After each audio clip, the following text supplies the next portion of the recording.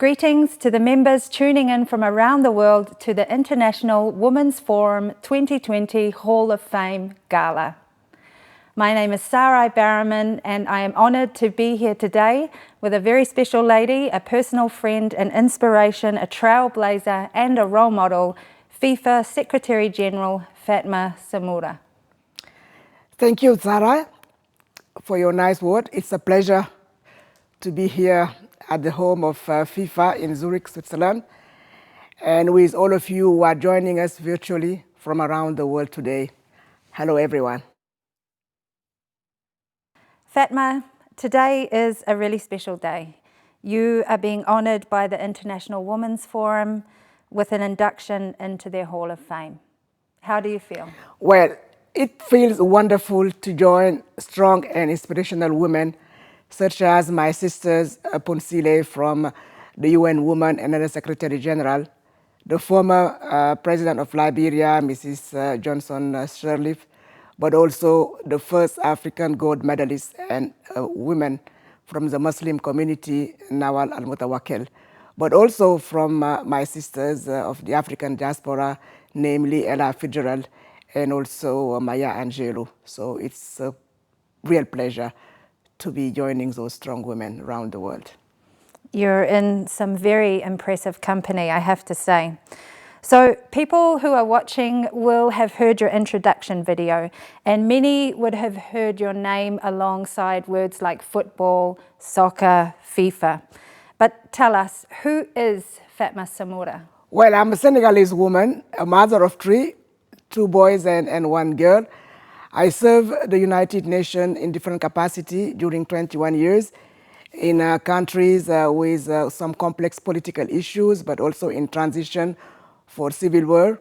And since May 2016, I've been appointed FIFA Secretary General, and this is really the first time that a non-European woman coming from Africa, Black Muslim, has been in charge of leading the administration of such a big organization. So it's a pleasure and an honor also to serve football.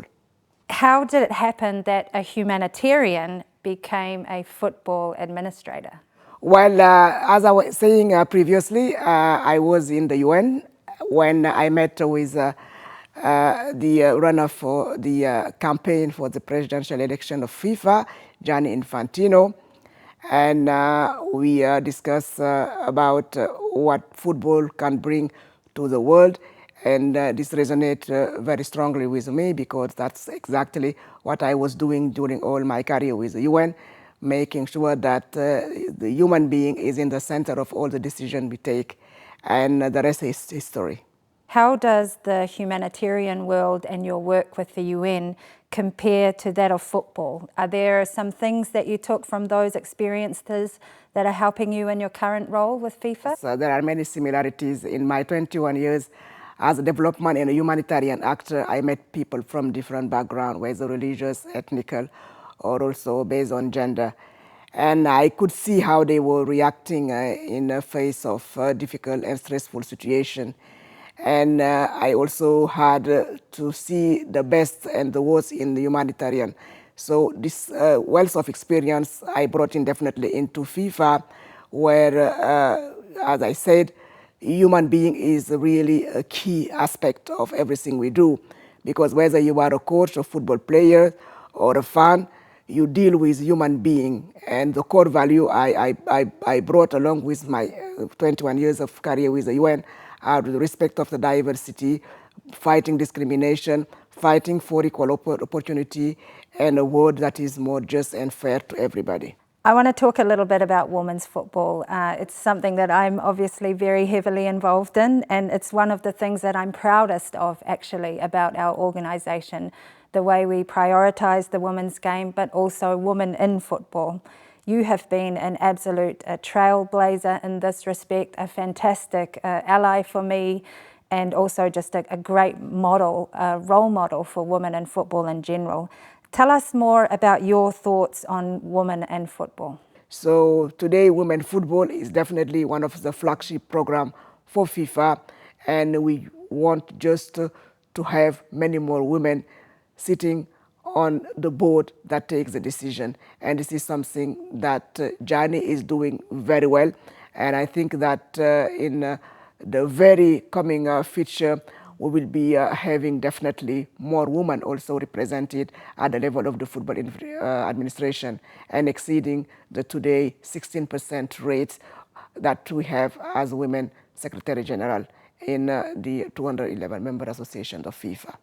I want to talk a little bit actually about African football, because you had a 6-month mission actually to Africa to support the governing body of African football, CAF.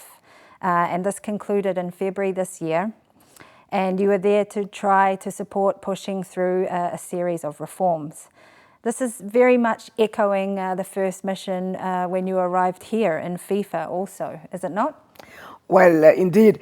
When I joined FIFA in 2016, much of my initial work was pushing through a series of reforms under the leadership of President Infantino to take the politics and scandal away from football and to bring the focus back into the action on the pitch. And you know, in times of difficulty and change, there is always opportunity. And now, under the leadership, FIFA was able to grasp this opportunity to also reform the world of football. So after 4 successful reforming of FIFA, I was asked by both President of CAF and President of FIFA to go also and support my continent, Africa, with CAF to also accelerate the reform agenda. And what I saw there was something that really made me believe in the potential of African football to reach new heights. And I've never seen so much passion in the football, unlike the rest of the continent. When we were in France together, whenever an African team was playing, the vibe in the stadium was totally spectacular. And this is really what the African football also brings to the game. We have the talents and also many talented women players. We have the passion, we have the energy, and we do believe that with this reform agenda on the governance aspect of football within the CAF Confederation can also be seriously improved. We have made a series of recommendations at the end of my mission. Some of them have already been implemented on the governance aspect, on the financial aspect, but many more need to be also implemented. But unfortunately, with the COVID situation, we were not able to have all the reform agenda rolled out. And my hope is that with those recommendations made by the task force composed by eminent football and legal experts coming from Africa, we will see a much, much better future for African football and for women football. It's really clear to me, but also I think everybody watching, that you are an absolute champion for your continent, Africa, for black women and for brown women like myself as well. You embrace and call for more diversity and inclusion. Just stepping away a little bit from football for a moment, what are your thoughts on the inequalities and prejudice that we are seeing around the world at the moment? I've been very proud to have been able to use my platform to highlight the injustice suffered by many of my black brothers around the world, especially following the death of George Floyd. Let me also take the opportunity and the occasion to say that Black Lives Matter everywhere. And I strongly believe that Africa must use its voice to support the African diaspora around the world. Breonna Taylor, say her name. She was a victim too. She was only 26 and an emergency medical technician. Daniel Prude, a warehouse worker from Chicago and father of 5, another sad loss of life. The list tragically goes on, and racism is still present today, particularly in sport. And with the support of FIFA president, I picked up this battle. A sport as diverse as football should never see anybody through the color of its skin. Mm-hmm. And to me, it's time really we stop talking about racism. It's something that we should fight vehemently with a lot of energy and determination. And as long as it exists where I am still alive, I will make sure that it is fought and energetically fought until it's totally eradicated from the surface of the earth. I don't want the battle of my grandfathers, my great-grandfathers, become also the battle of my daughter. What are some of the core values that every leader in sports must know? Well, Sarah, I think that leaders in any field should know that leading by example is extremely important. And you cannot get the best out of people if you are not giving your best. You have to remain committed, even if it is not always easy, and be prepared to guide people through very difficult moments as well as celebrating the great ones. You have to be humble and be able to interact with people no matter their social and professional status. And don't forget that your family and your friends are important as work. Nourish those relationships and you will bring renewed energy and enthusiasm into your professional life. A lot of women struggle with imposter syndrome. What do you say to the women out there watching today that are struggling with self-doubt and belief? Well, when it comes to self-doubt and imposter syndrome, ladies, you have to remember this. If you have been trusted enough to be given a position, it's because you have the skills and qualification needed to do that job. You are there because you deserve to be there, and nobody is going to do you any favor because you are a woman. Look to your sisters to support and count on them. I'm sure that my two fellow Hall of Fame honorees, Ginny Romelty and Mary Barra, both great examples of poise, passion, will echo what I'm saying now. Fatma Samura, FIFA Secretary General, we have a little surprise for you today.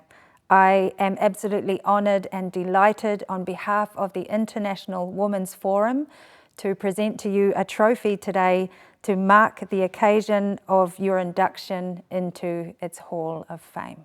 Wow.